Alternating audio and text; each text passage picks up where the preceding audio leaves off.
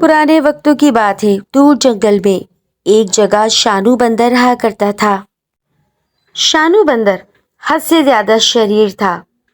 वो अभी इतना बड़ा नहीं हुआ था कि अक्ल और समझ रख सके, लेकिन फिर भी वो सबको बहुत ज्यादा तंग करता था।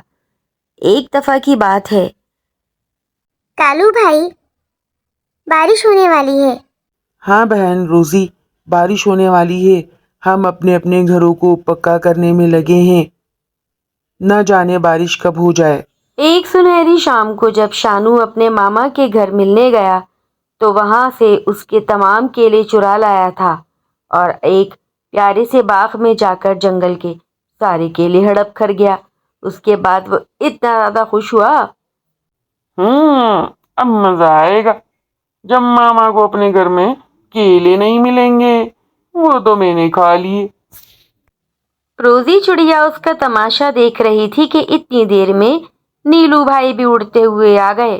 हाँ बहन रोजी, कहाँ तक पहुँचा तुम्हारा घर? देखा तुमने कोई अपने लिए जगह? हाँ भाई नीलू, मैंने देख ली है एक जगह। मैं वहाँ अपने बच्चे ले जाऊंगी और तुम भी जाओ। इतनी ही देर में वहां पर लालू भाई भी आ गए।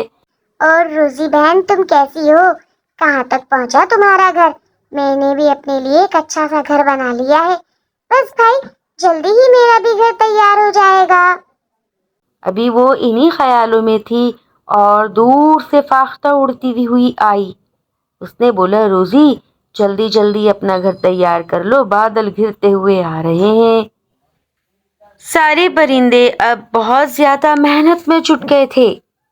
हर कोई अपनी अपनी मनपसंद दरख्त पर मजे मजे से घोंसले बनाने में लग गए थे और एक दूसरे की मदद भी कर रहे थे।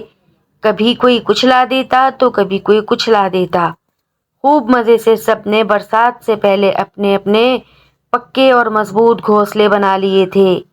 बादल राजा भी अपनी मनपसंद जगह पर अब बरसने को तैयार था। एक दफा जब रोजी अपना घर बना चुकी तो शानू बंदर उससे मिलने आया और उससे कहने लगा, रोजी बहन, तुमने तो अपना पक्का घर बना लिया। जी भाई शानू, तुम भी बना लो। शानू सोचने लगा, मैं क्या पागल हूँ जो घर बनाने में इतनी मेहनत करूँ? वो इन्हीं सोचों में गुम था जब शानू का मामा शामू उससे मिलने आया। देख शानू, मैंने तो अपने लिए इस जगह पर अपना एक मजबूत घर बना लिया है और बारिश होने वाली है। तूने कुछ किया? नहीं मामा, मेरे पास इन फालतू कामों के लिए वक्त नहीं है। मैं तो यहाँ वहाँ कहीं भी अपना टाइम गुजार लूंगा किसी दरख्त पर। रोजी का घर मुकम्मल बनकर तैयार हो चुका था और वो बहुत ज्यादा खुश थी। अब वो अपने बच्चे लेने जा रही थी उस दरख्त के खुले घोंसले से। थोड़ी ही देर में हल्की हल्की बूंदाबांदी शुरू हो गई थी और रोजी परेशान होने लगी। मुझे जल्द से जल्द अपने बच्चे यहाँ पर लेकर आने होंगे। अल्लाह तेरा शुक्र है कि मैंने ये घर इतनी मेहनत से बना लिया। वहां पर रोजी ने अपना वो प्यारा सा मजबूत नरम घोंसला रखा जहां पर वो अपने बच्चे लाकर रखती।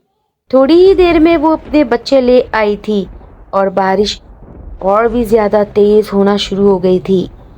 अचानक वहां पर शानू आ धमका।